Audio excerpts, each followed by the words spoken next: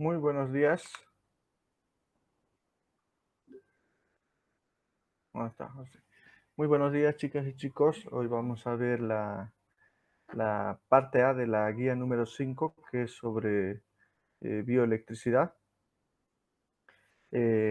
Antes que nada, quiero hacerles recuerdo, recalcarles de que esta parte A, que es de bioelectricidad, tendrá una entrega de ejercicios que la tienen que realizar ustedes, ¿sí? Tienen tiempo hasta el martes 8 de diciembre. Bueno, empecemos con el ejercicio número 1.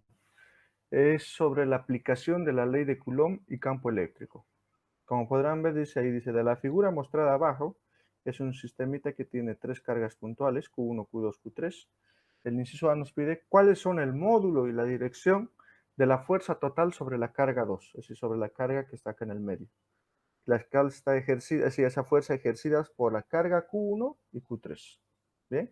Y el inciso B lo que nos pregunta es cuál es el campo eléctrico en el punto Q, es decir, donde está ubicada la carga 2, que es debido a Q1 y a Q3. ¿Sí? ¿Cuál es el campo eléctrico en el punto Q debido a Q1 y Q3?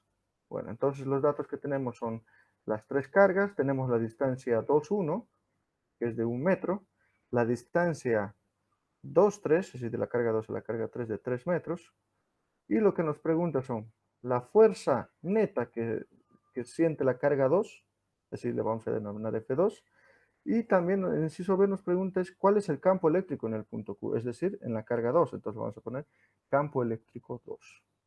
Bien.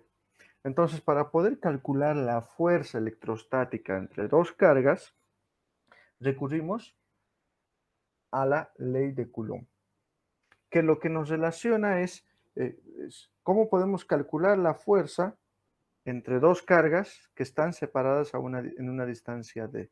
Entonces, esa fuerza es proporcional a la constante eléctrica, que es una constante que vale 9,0 por 10 a la 9 newton por metro cuadrado sobre coulomb cuadrado, por la multiplicación de esas dos cargas que están en juego en valor absoluto, porque siempre tratando de que la fuerza nos dé positivo y la dirección le damos nosotros en función de que si existe una repulsión o atracción, eso lo vamos a ver después, y eso dividido entre la distancia que separan estas dos cargas al cuadrado. ¿Bien? Entonces, fíjense, acá en la carga 2 nos está pidiendo la fuerza 2. Esta carga va a interaccionar individualmente con todas las cargas que estén a su alrededor. En este caso sería esa Q2, interaccionaría primero con Q1, ¿okay? Que está a su izquierda. Fíjense que las dos cargas son positivas.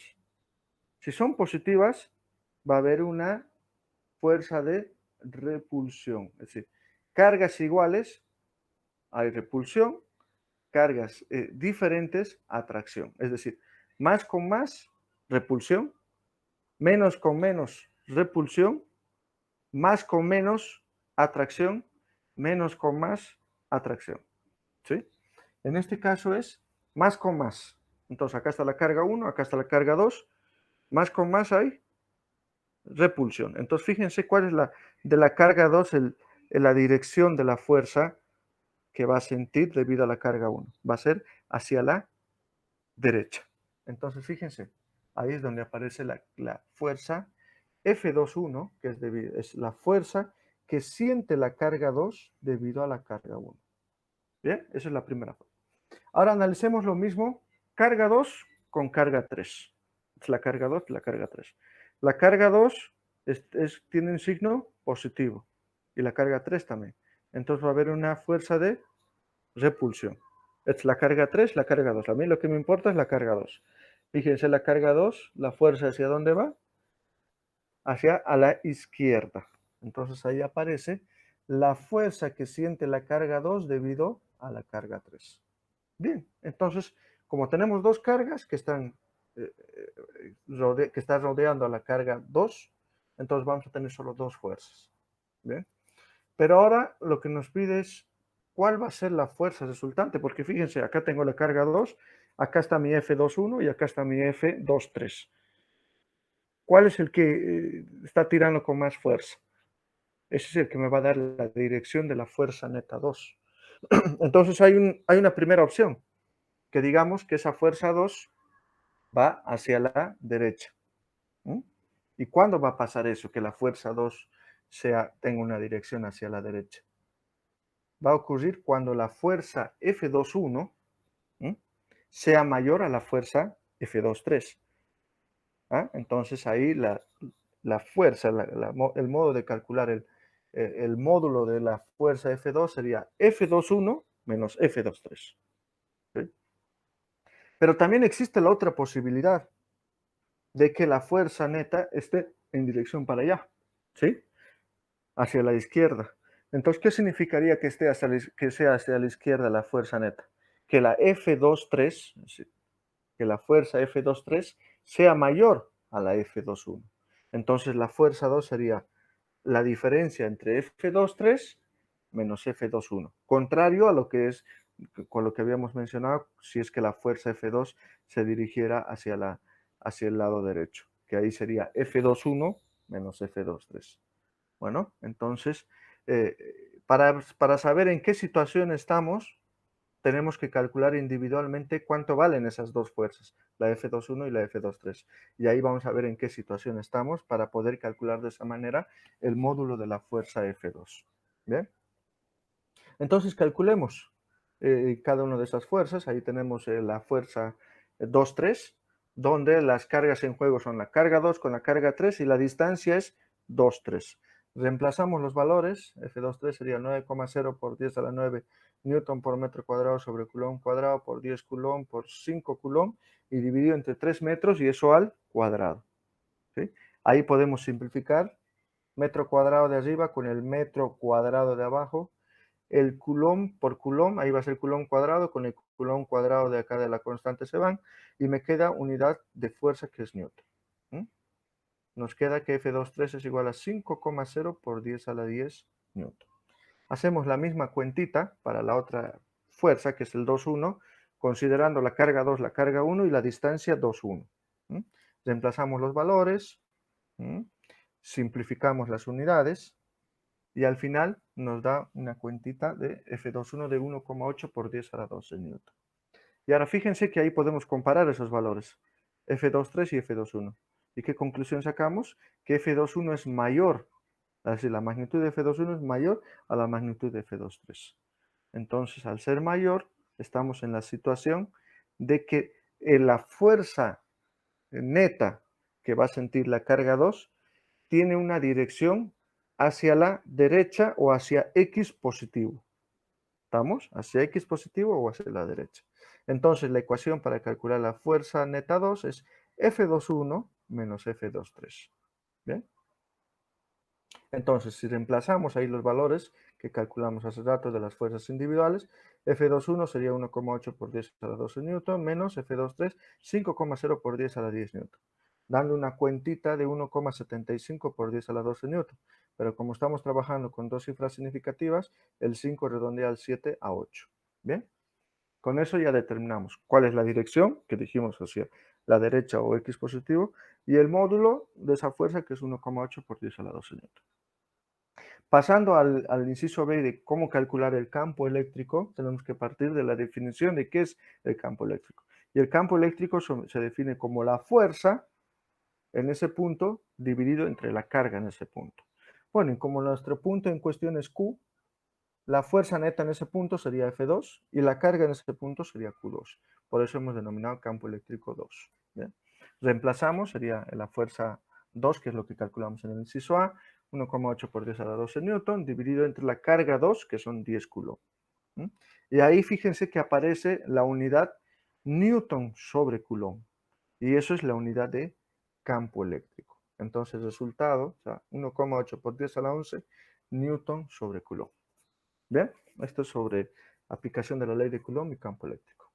Pasemos a otro tipo de ejercicio, que es sobre potencial eléctrico y la utilización del teorema de trabajo y energía, en este caso, energía potencial electrostática. Vamos a recordar eso, lo del teorema que ya hemos visto antes. Entonces, ¿qué nos dice el inciso A? ¿Cuál es el potencial eléctrico a una distancia de 3 metros de la carga Q1 de 15 por 10 a la menos 6 coulomb? Fíjense que tenemos una carga Q1 que tiene esta carga, ¿sí? Ese es el valor, 15 por 10 a la menos 6 coulomb, y además nos dice que hay un punto que está separado a 3 metros, y en ese punto que quiere que lo que calculemos es el potencial eléctrico. ¿Bien? Entonces, para calcular ese potencial eléctrico, tenemos que partir de una ecuación que me relacione la carga y la distancia con el potencial eléctrico, y es esa ecuación que nos dice que el potencial eléctrico es igual a la constante eléctrica, que habíamos visto en el anterior ejercicio, tiene el mismo valor, por la carga, ¿m? En este caso sería Q1 dividido entre la distancia 1, ¿ah? Que eso es lo que estamos colocando acá. Entonces el potencial eléctrico sería eso. Reemplazando los valores, tenemos la constante eléctrica, la carga Q, la distancia, que tenemos todos los datos. Ahí podemos simplificar este coulomb con el coulomb de abajo. Acá, un metro de arriba con el metro de abajo. Y fíjense que nos queda, ¿qué unidades? Haciendo dimensiones. Newton por metro sobre coulomb. Newton por metro sobre coulomb. Y Newton por metro es Joule. Entonces nos quedaría Joule sobre coulomb. Y el Joule sobre coulomb es el voltio o volt. Bien, entonces este resultado de acá, del potencial eléctrico, nos va a dar en volts. Entonces, haciendo la cuentita, nos da 4,5 por 10 a la 4 volts. Bien, eso sería el inciso A. Es saber la ecuación del potencial eléctrico. El inciso B, lo que nos dice es que una carga Q2 se halla originalmente a 3 metros de Q1. ¿Sí? Tengo Q1, tengo Q2 y estos dos están separados a 3 metros. ¿Bien? Ahora nos dice, si la carga Q2 es desplazada hasta un punto situado a 5 metros, es decir, agarro esta carga 2 y lo desplazo hasta 5 metros, ¿ah? De la distancia, es decir, con respecto a Q1. Pregunta, ¿cuál es la energía potencial electrostática de la carga Q2 antes de ser desplazada? A ver, veamos. Tenemos las dos cargas como datos, Q1, Q2. Tenemos la distancia antes de ser desplazada, después de ser desplazada esa carga. Y lo que nos pregunta primero es, ¿cuál es la energía potencial electrostática antes de que se desplace? Es decir, cuando tengo Q1 y Q2 separadas a 3 metros. Me pide calcular cuál es la energía potencial electrostática, es decir, U1. El inciso B nos dice cuál es la energía, no, en el mismo inciso B, pero nos pregunta otra incógnita, que cuál es la energía potencial electrostática después de haber sido desplazada, es decir, ya no en 3 metros, sino a los 5 metros. Entonces ahí podemos calcular U2. Y finalmente nos pregunta cuánto es el trabajo que realiza el campo eléctrico de que agarre Q2, lo pase de 3 hasta 5 metros. ¿Cuál es el trabajo que se realiza? Entonces, para poder calcular la energía potencial electrostática, necesitamos una ecuación que me pueda relacionar las cargas y la distancia. Y esa ecuación es esa de ahí. ¿Ah? Donde está la energía potencial electrostática, va a ser la constante eléctrica multiplicada por las dos cargas, el valor de las dos cargas, dividido entre la separación de esas dos cargas. Bien, entonces ya teniendo esa ecuación, podemos calcular primero la U1, que es antes de ser desplazado, es decir, cuando la distancia es 3 metros, es decir, cuando la distancia es 1 de 3 metros, tenemos las dos cargas, Q1 vale 15 por 10 a la menos 6 coulomb y Q2 vale 3 coulomb, sabemos la constante eléctrica, y el D1 habíamos dicho que es antes, entonces son los 3 metros. Ahí simplificamos un metro de arriba con el metro de abajo. Acá tenemos coulomb por coulomb, nos da coulomb cuadrado, con el coulomb cuadrado de acá abajo se simplifica. Y entonces fíjense que nos queda newton por metro. Y newton por metro son joules. Nos daría 135.000 joules. Pero fíjense que estamos trabajando con dos cifras significativas. Entonces sería 1,3, pero el 3 pasa a ser 4 debido a que acá hay un 5. Entonces sería 1,4 por 10 a la 5 joules. ¿Bien? Esa es la manera de determinar la energía potencial electrostática. Ahora pasamos a la energía potencial electrostática después de haber pasado de 3 hasta 5. Entonces ahora la distancia de separación ya no son los 3 metros, sino ya es de 2, y de 2 vale los 5 metros. Entonces todo lo mismo de arriba, y la única diferencia es que ahora acá calculamos con reemplazando con D2 igual a 5 metros. Simplificamos las unidades, hacemos la cuentita, nos da 81.000 joules. Y acá, con dos cifras significativas, sería 8,1 por 10 a la 4 joules.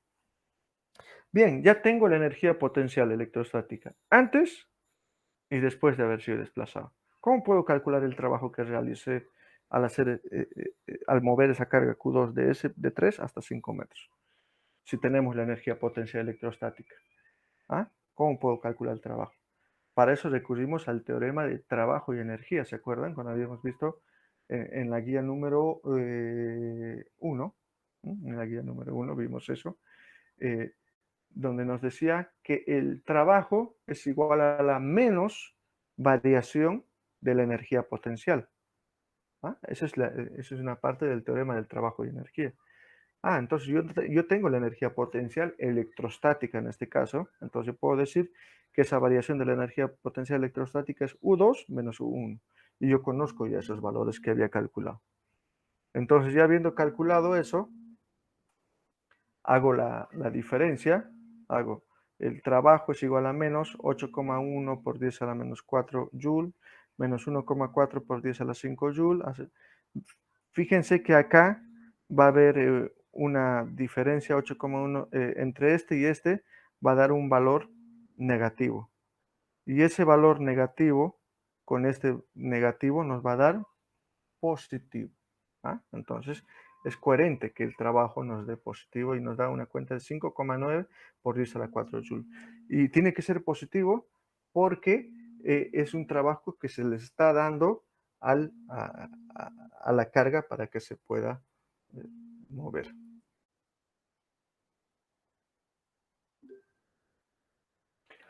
Bueno, pasemos al ejercicio número 3, donde es sobre capacidad o capacitancia. Y para esto hacemos un pequeño paréntesis donde tenemos que hablar sobre un capacitor. Un capacitor es un dispositivo, un sistema donde se puede guardar, almacenar carga, siempre que tiene aplicada una diferencia de potencial. Y la capacidad qué tan bueno es para almacenar esa carga está relacionado directamente con su capacitancia. Bien, entonces fíjense, el ejercicio dice así: un capacitor tiene una diferencia de potencial de 100 volts cuando sus placas tienen cargadas. Fíjense que tiene cargado 1,0 por 10 a la menos 5 coulomb de carga.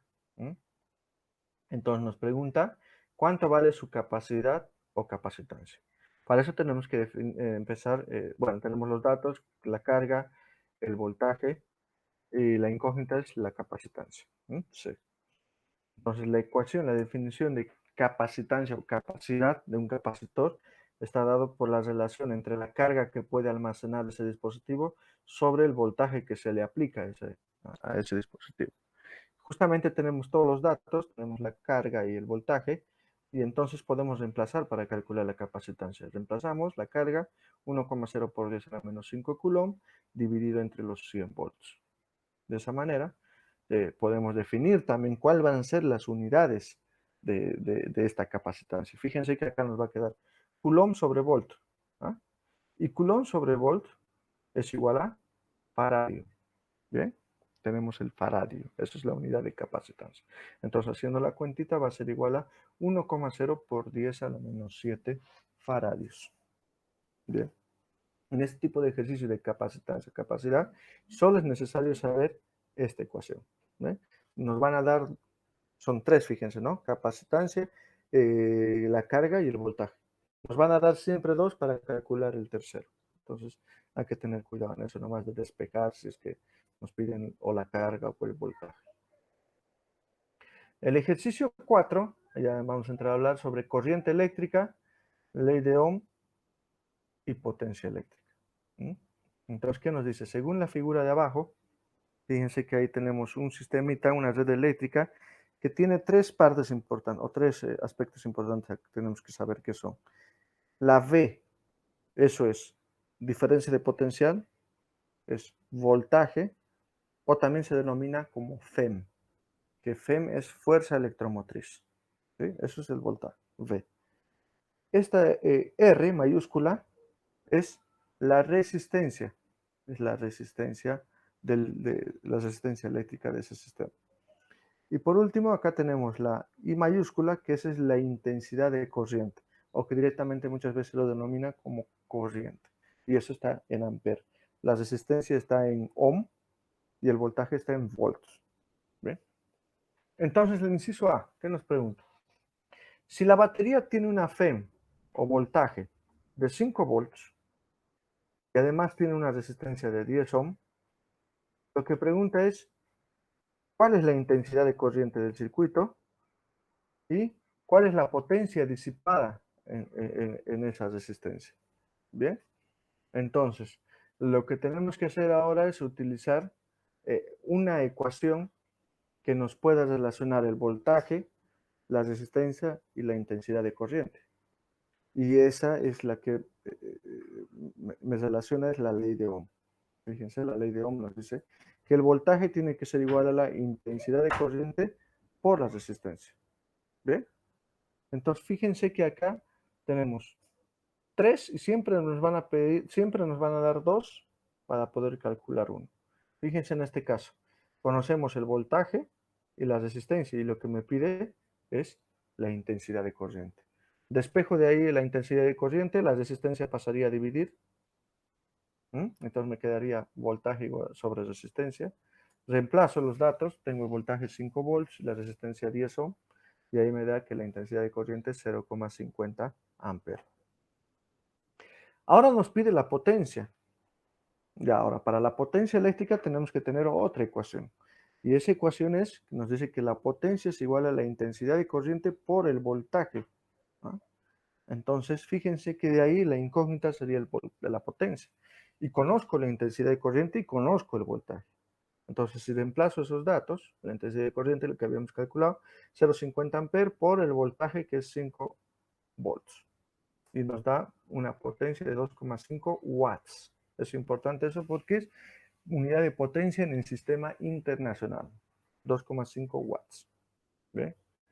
Haciendo el inciso B, ahora lo que nos dice es, si el voltaje o FEM es de 3 volts, fíjense, ahora nos está dando el sistema, el mismo sistema eléctrico, pero ahora nos está diciendo que el voltaje es de 3 volts. ¿Sí? Y que la potencia disipada es de 2 watts, nos está dando la potencia. ¿Qué es lo que nos pregunta? ¿Cuál es la intensidad de corriente I? ¿Y cuál es la resistencia del circuito? Nos están preguntando esas dos cosas. ¿Cómo podemos hacer? Primero planteamos la ley de Ohm. Voltaje es igual a intensidad de corriente por la resistencia eléctrica.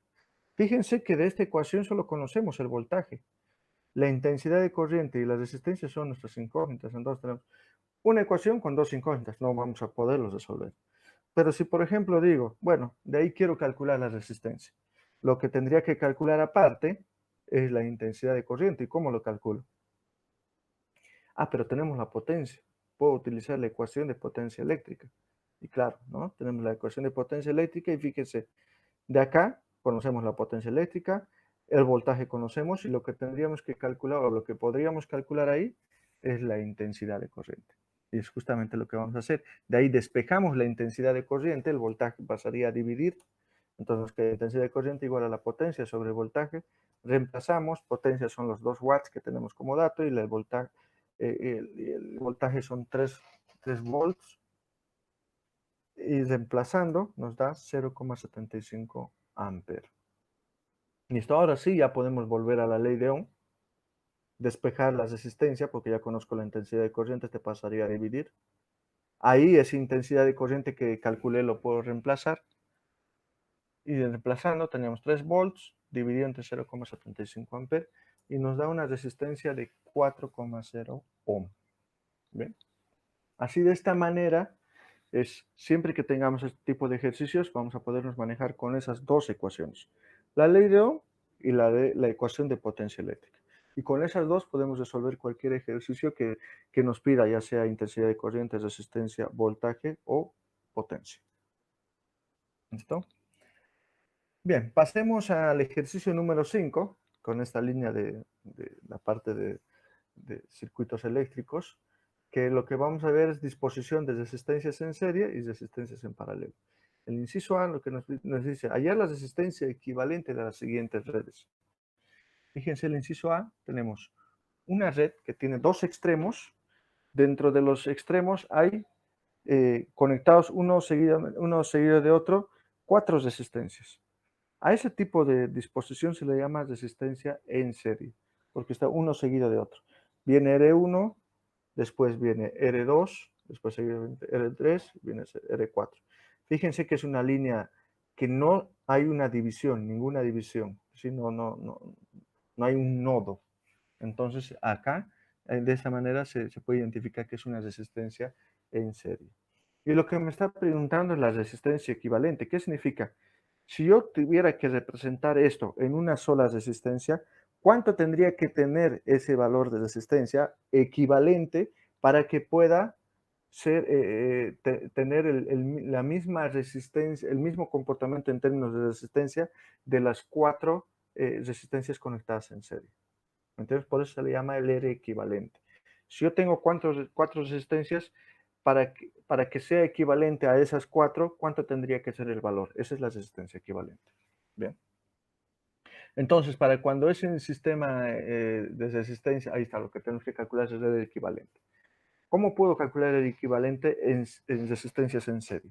Y bueno, eso es la suma. Nos dice que la resistencia equivalente es igual a la suma de todas esas resistencias que están en serie. Es decir, R1 más R2 más R3 más la última resistencia que está en serie.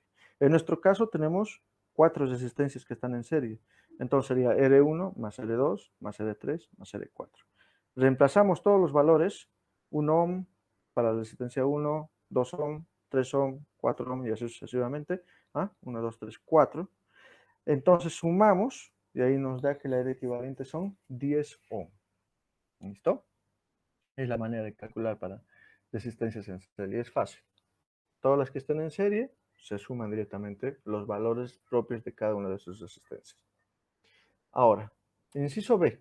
Fíjense que ahora este es otro conformado de resistencias. Fíjense cómo está. Acá, los extremos están acá. Pero fíjense que acá viene, no sigue una misma línea, sino esa línea se divide en 1, 2, 3. Acá, y después se unen esas 3 líneas y vuelve acá al otro extremo. Entonces acá hay una división de 3, es porque justamente hay 3 resistencias que están en paralelo. La pregunta es lo mismo, calcular cuál sería la resistencia equivalente de una sola resistencia para que pueda representar de la misma manera este circuito que tiene 3 resistencias en paralelo. ¿Bien? Para eso, a diferencia de las resistencias en serie, acá es la suma, pero es la suma recíproca. ¿Qué significa? 1 sobre R equivalente es igual a 1 sobre R1 más 1 sobre R2 más 1 sobre R3 más 1 sobre la última resistencia que esté conectado en paralelo. En nuestro caso tenemos 3 resistencias en paralelo, entonces esa ecuación se transformaría en esta, que sería 1 sobre R equivalente igual a 1 sobre R1 más 1 sobre R2 más 1 sobre R3. Reemplazamos los valores de cada resistencia, acá de la resistencia 1, 2 ohm, de la resistencia 2, 5 ohm, de la resistencia 3, 4 ohm. Esto agarramos en la calculadora, hacemos 1 dividido 2 más 1 dividido 5 más 1 dividido 4, o 1, un medio más un quinto más un cuarto, como quieran, ponen igual, y van a ver que en la calculadora les va a dar el valor 19 sobre 20. 19 sobre 20. Entonces sería 1 sobre R equivalente sería igual a 19 sobre 20, ¿qué? Ohm. Las unidades están acá abajo, esos son ohm. Pero el resultado no es ese, porque lo que nos preguntan es el R equivalente. Fíjense, es el R equivalente lo que nos pregunta. Entonces, ¿cómo tenemos que hacer? Acá tenemos 1 sobre R equivalente. Lo que tenemos que hacer es el R equivalente que está abajo, tiene que pasar arriba, el 1 pasaría abajo, el 20 ohm que está abajo pasa arriba y el 19 pasaría abajo. Entonces ahí hacemos ahí el intercambio. ¿Bien? Haciendo el intercambio, lo que les decía quedaría así. R equivalente sobre 1 igual a 20 ohm sobre 19. Haciendo la cuentita, 20 sobre 19 nos queda 1,05 ohm. ¿Bien?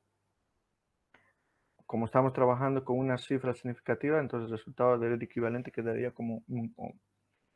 Entonces, esta parte es importante. Generalmente siempre se confunden pensando que acá el resultado que nos dé, ese ya quedaría. No, no es así. Les falta la etapa que tienen que volcar, pasar lo que está abajo arriba y lo que está arriba abajo, hacer la cuenta y ahí recién te queda el R equivalente. Es un pasito más que nos falta. ¿Bien?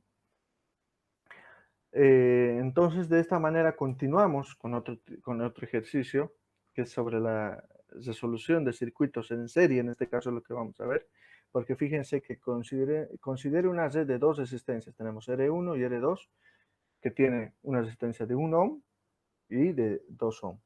Y además nos dice que está conectada a una batería de 12 volts. ¿Bien?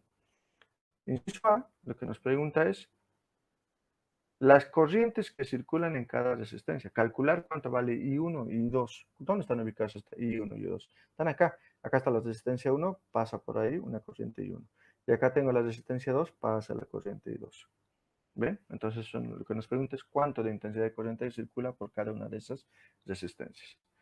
Bueno, y lo que ya aprendimos hace rato es que las resistencias en serie, puedo calcular su resistencia equivalente de este circuito haciendo la suma de todas esas resistencias en serie. Bueno, pero ahora tenemos otro concepto más que incorporar, es que al ser estas resistencias, al estar dispuestas en serie, la intensidad de corriente que circule por toda esta línea va a ser la misma en todas las resistencias. ¿Ah? Es decir, I1 va a tener la misma resistencia que I2, igual a la misma, a la misma intensidad de corriente que R1 va a tener la misma intensidad de corriente I1 que la misma intensidad de corriente de R2 y I2. Van a ser la misma, porque tienen en la misma línea. Entonces, eso es una condición para resistencias en serie. I1 igual a I2 igual a la intensidad de corriente que circula por todo ese circuito. ¿Bien? Entonces, sabido eso, lo que yo tendría que determinar es cuánto es la intensidad de corriente que circula por todo ese circuito. Bueno, para eso recurro a la ley de Ohm. ¿Qué me dice la ley de Ohm? El voltaje de todo el sistema, los 12 volts, la intensidad de corriente de todo el sistema, que es lo que necesito calcular, eso es lo que necesito calcular, multiplicado por la resistencia. ¿Cuál? ¿R1 o R2? No, ninguno. Tiene que ser la resistencia que equivalente. ¿Ah? Esa. Y eso es lo que me falta calcular. Pero ya sé cómo calcular, qué es lo que habíamos dicho acá. Yo sé que esa resistencia equivalente va a ser R1 más R2 porque están en serie. Reemplazo los valores 1 y 2, entonces me da que la resistencia equivalente son 3 ohm. Ahora sí puedo calcular la intensidad de corriente acá. De acá despejo la intensidad de corriente, R pasa a dividir, R equivalente, entonces va a ser V sobre R equivalente, ahí reemplazo, acá en 3, R equivalente, entonces me va a dar 12 volts sobre los 3 ohm, y entonces me da la intensidad de corriente de 4,0 amperes. Y como esta intensidad de corriente es la misma para I1 y I2, entonces es eso. Esa sería la respuesta del inciso A. El inciso B, lo que nos pregunta es, ¿cuál es la diferencia de potencial en los extremos de cada resistencia? Es decir, ¿cuánto es de acá V1? ¿Cuánto es V2? Esas son las incógnitas, ¿no? Y para calcular eso, puedo seguir utilizando la ley de Ohm. De resistencias en serie, la única característica es que la intensidad de corriente es la misma para todos, pero lo que sí son diferentes son las resistencias y por lo tanto los voltajes. ¿Sí? De esa manera uno puede calcular el voltaje de cada uno. ¿Cómo? Entonces, si voy a calcular el voltaje de uno, pues tiene que ser con la resistencia 1. Reemplazo los valores, esto es lo que voy a calcular en el inciso A, 4 amperes por el valor de la resistencia 1, y ahí me da que el voltaje es de 4 volts. Haciendo lo mismo para el voltaje 2, utilizando la resistencia 2, que es de 2 ohm, me da una cuentita de 8,0 volts. Y ahora si nos detenemos un rato acá, podríamos comparar esos valores de V1, V2 con el V total. ¿Cuál es el V total? El que entrega la batería, que son 12 volts. Fíjense, acá tengo 4 y 8. Mira, si yo lo sumo, me va a dar los 12. Y claro, eso es una característica de todos los tipos de resistencias, de todos los sistemas eléctricos, que el voltaje que entrega esa batería lo distribuye a las dos resistencias. Por eso, si sumamos el valor de voltaje de esas dos resistencias, nos va a dar, en este caso, el voltaje total, en este caso para resistencias en serie, ¿sí? Circuitos con resistencias en serie. Bien, pasemos al inciso C, que lo que nos dice es calcular la potencia entregada por la batería, es decir, por esta batería. ¿Cuál es la potencia entregada? Yo sé, y hemos aprendido que la potencia lo puedo calcular multiplicando la intensidad de corriente por el voltaje. La intensidad de corriente ya lo calculé en el inciso A y el voltaje nos daba como dato. Entonces reemplazo para 4 amperes por los 12 volts y me da los 48 watts. Sí, esa es la potencia que entrega la batería. Ahora el inciso D, lo que nos pregunta es, ¿cuál es la potencia disipada por las resistencias? Es decir, la potencia que disipa la resistencia 1 y la potencia que disipa la resistencia 2. ¿Cómo puedo calcular eso? Sabiendo que el voltaje en la resistencia 1 es 4 volts y en la resistencia 2 son 8 volts. Eso es lo que calculamos en el inciso B. Entonces, ¿cómo puedo calcular esa potencia disipada? También parto de la ecuación de potencia eléctrica, sabiendo que en caso de resistencias en serie, lo que es la misma es la intensidad de corriente. Y lo que varía es el voltaje y por lo tanto la potencia. ¿eh? Entonces, si yo quiero calcular la potencia 1, tengo que utilizar el voltaje 1. Reemplazo los datos, 4 amperes por los 4 volts. ¿ah? Y ahí me da que la potencia disipada en la resistencia 1 son de 16 watts. Haciendo lo mismo para la potencia 2, utilizando el voltaje 2, ahí tenemos, reemplazando los 8 volts para voltaje 2, nos da una cuentita que es de 32 watts. Y ahora hagamos el mismo análisis que hicimos con los voltajes. Acá la potencia que entrega la batería son de 48 watts. Y claro, eso es disipada por la potencia, por la resistencia 1 y por la resistencia 2. Por eso que si sumamos 16 con 32, nos da también los 48 watts. Entonces, eso es lo mismo. La potencia total que entrega la batería es repartida a la potencia 1, a la resistencia 1 y a la resistencia 2. Bueno, hagamos ahora el ejercicio número 7, que vamos a hacer lo mismo, solo que ahora vamos a cambiar cómo están conformadas las resistencias. Este va a ser un circuito en paralelo, donde tenemos la resistencia 1 de 2 ohm y una resistencia 2 de 5 ohm. Están conectados en paralelo y además nos dice que tiene conectada una batería de 12 volts. Y lo primero que nos pregunta es cuánto vale la diferencia de potencial V1 y V2. Es decir, cuánto es la diferencia de potencial acá y cuánto es la diferencia de potencial acá. Para eso lo que tenemos que ver, las resistencias en paralelo, que hay una característica que tiene eso. Fíjense acá, los extremos acá hay una diferencia de potencial de 12. ¿sí? Si llego hasta este punto, en este punto la diferencia de potencial va a ser también de 12.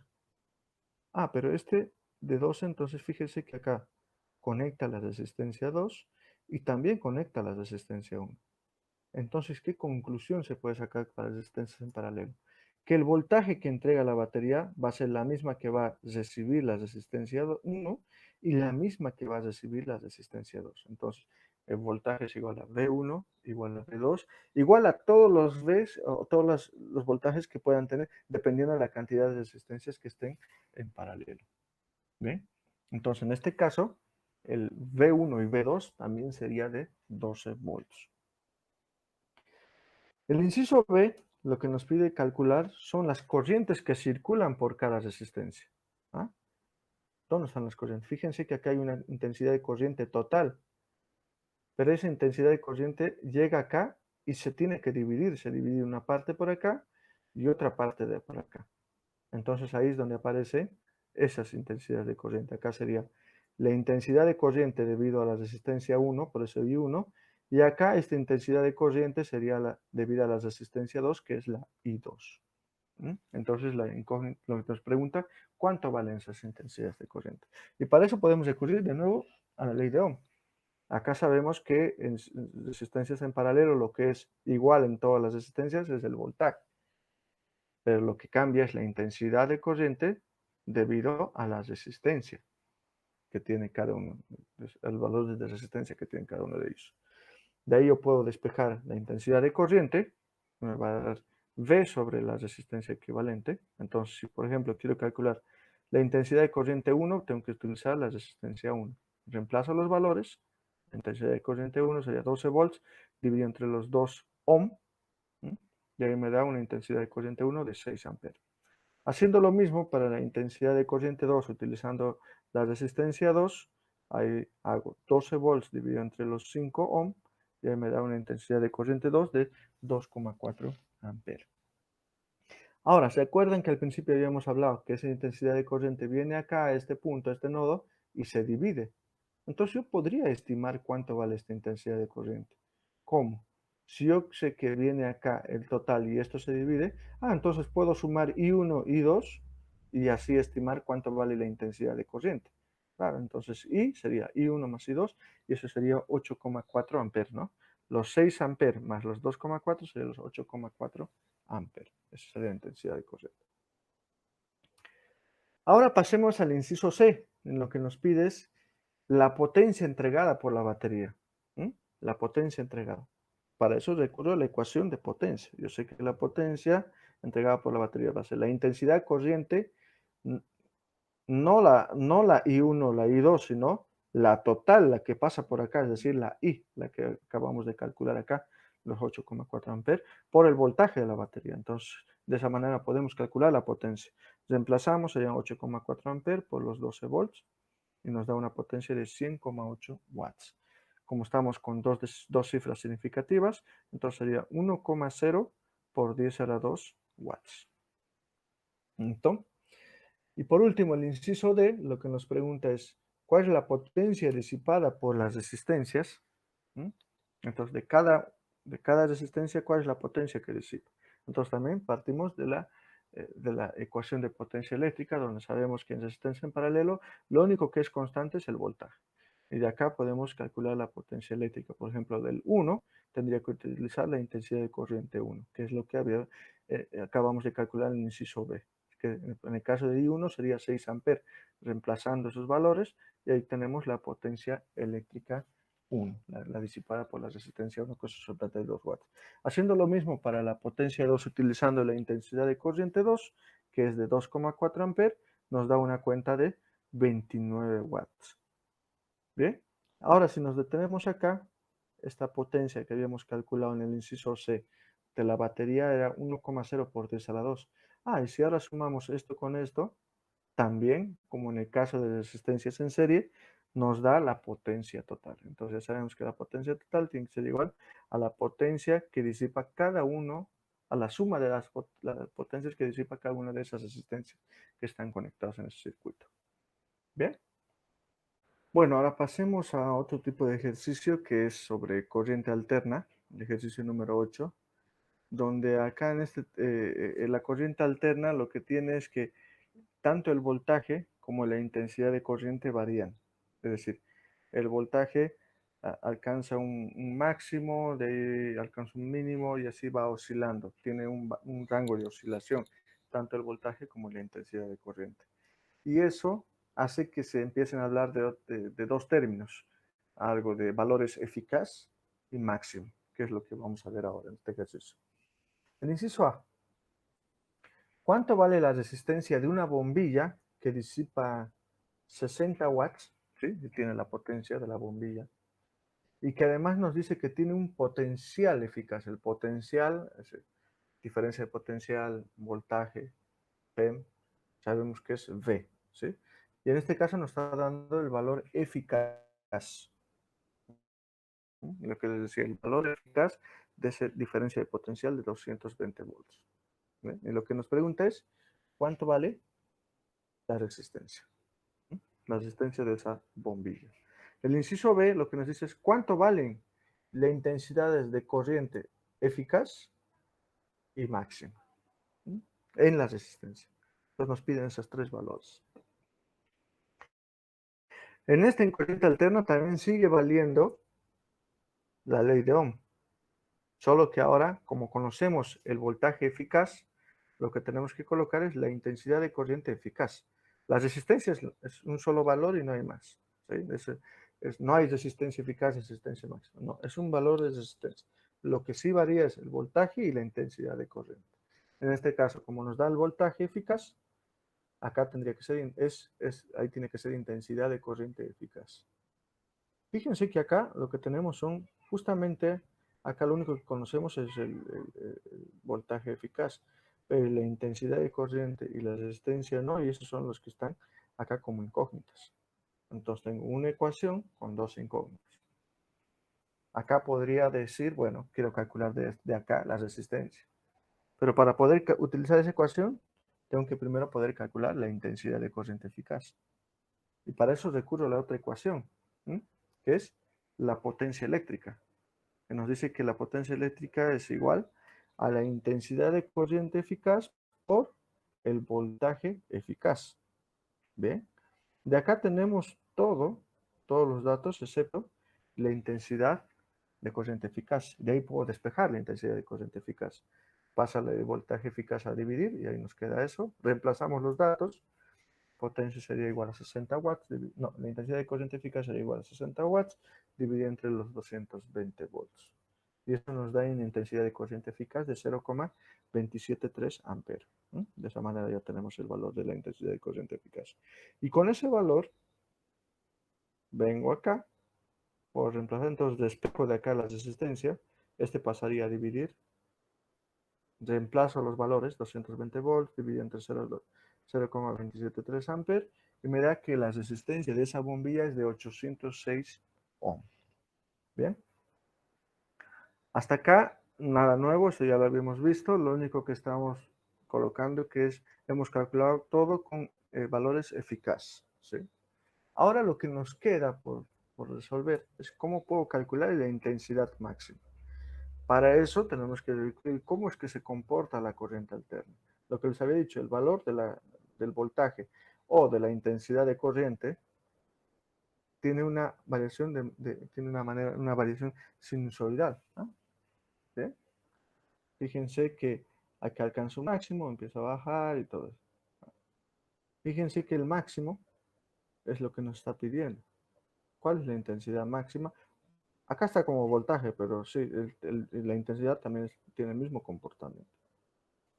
Y lo que nosotros conocemos es el valor eficaz, ¿no? Y la intensidad de corriente eficaz. ¿Cómo puedo calcular la intensidad máxima? Como ya se sabe cómo es el comportamiento de esos valores, entonces uno ha llegado a determinar que la relación entre la corriente eficaz y la corriente máxima es de esta manera. Intensidad máxima igual a la raíz de 2 por la intensidad eficaz. ¿Ve? Y de acá, lo que no conozco es la intensidad máxima, ¿no? La corriente máxima. Entonces reemplazo los valores, raíz de 2 por la intensidad eficaz, 0,273, y ahí me da una cuenta de intensidad máxima de 0,386 amperes. De esta manera, entonces, la única ecuación, cuando hablemos de corriente alterna, que tenemos que adicionar a lo que es la ley de Ohm y potencia eléctrica, es la relación entre corriente eficaz y corriente máxima, que es esta ecuación. ¿Ve? Pasemos al último ejercicio, que es sobre resistividad de materiales, ¿bien? Que es un ejercicio sobre un sistema biológico, en este caso nos dice el inciso A, una fibra nerviosa, como es el axón, se puede considerar que es un cilindro muy largo, ¿sí? Un cilindro muy largo, donde lo que sabemos que es el diámetro que tiene ese cilindrito es de 6,2 por 10 a la menos 6 metros. ¿Ah? Además, sabemos que la longitud, ¿ah?, de esa fibra es de 50 centímetros. Además, sabemos que la resistividad, eso es un nuevo concepto que vamos a introducir, que la resistividad de ese axón es de 2,0 ohm por metro. Y lo que nos pregunta es, ¿cuánto es la resistencia que tiene toda esa fibra nerviosa? ¿Cuál es la resistencia? Bien, entonces, para eso yo tengo que recurrir cómo puedo calcular la resistencia sabiendo una propiedad de ese material que es la resistividad. Y la manera de calcular es con esto. ¿Ah? La resistividad está simbolizada con esta letra ρ. Entonces, para calcular la resistencia, tengo que multiplicar esa resistividad por la longitud de ese material, por el área de ese material, por donde está circulando esas cargas. ¿Sí? Entonces, ya teniendo acá todos los valores, lo único que acá, fíjense la longitud, 50 centímetros. Eso lo tendría que pasar a metros. 100 centímetros hacen un metro, se simplifica centímetro con centímetro, me queda la longitud 50 metros, ya tengo la longitud, tengo la resistividad. El área todavía no lo conozco, pero lo puedo calcular porque sé que es un cilindro y el área sería la de un círculo y ese es pi por r al cuadrado, pero yo tengo el diámetro, pero yo sé que el radio es la mitad del diámetro, entonces de esa manera la ecuación quedaría así, reemplazando el diámetro, 6,2 por 10 a la menos 6 metros, y ahí me da el área con dos cifras significativas, 3,0 por 10 a la menos 11 metros cuadrados. Bien, entonces ya habiendo calculado el área, ya puedo utilizar directamente esta ecuación y reemplazo los valores. Resistividad, 2,0 ohm por metro, la longitud dividido entre el área que acabamos de calcular, y ahí vemos, a ver, simplificar acá, metro por metro, metro cuadrado con el metro cuadrado de abajo, y nos queda unidad de resistencia. ¿Sí? Y el valor es 3,3 por 10 a la 10 ohm. Y lo primero que tenemos que darnos cuenta ahí es el valor tan grande de resistencia. Ahí como uno se puede dar cuenta cómo esas fibras nerviosas pueden generar ese tipo de resistencia para transportar la electricidad, ¿no? Las cargas. Entonces, ahora, pero para que podamos comparar con algo que nosotros conocemos, por ejemplo, un cable de cobre, ¿sí?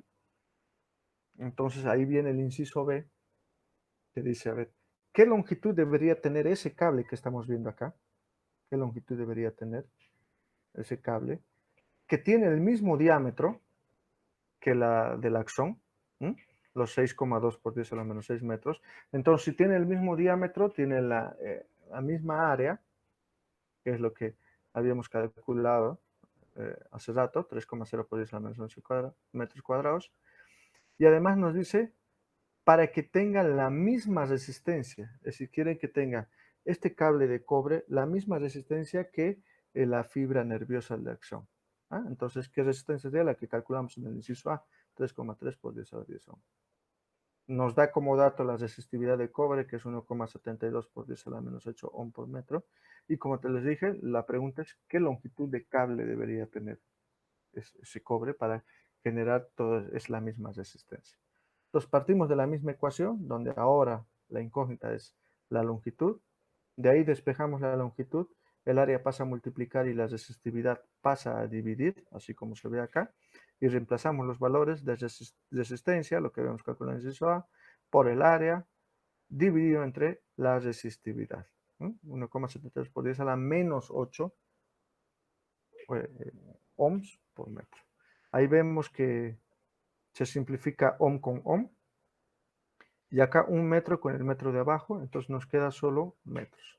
Y fíjense el valor de la longitud de cable que necesitaríamos para que llegue a tener la misma resistencia. Es una longitud muy grande, como para que veamos cómo a veces funciona parte de nuestro sistema nervioso, ¿no? En cuanto en términos de electricidad, en este caso la resistencia que genera esas fibras nerviosas. Bueno, con esto hemos terminado la resolución de la parte A de la guía número 5 y recordarles que tienen tiempo para resolver los ejercicios para que puedan entregarlo hasta el 8 de diciembre. ¿Listo? Nos vemos.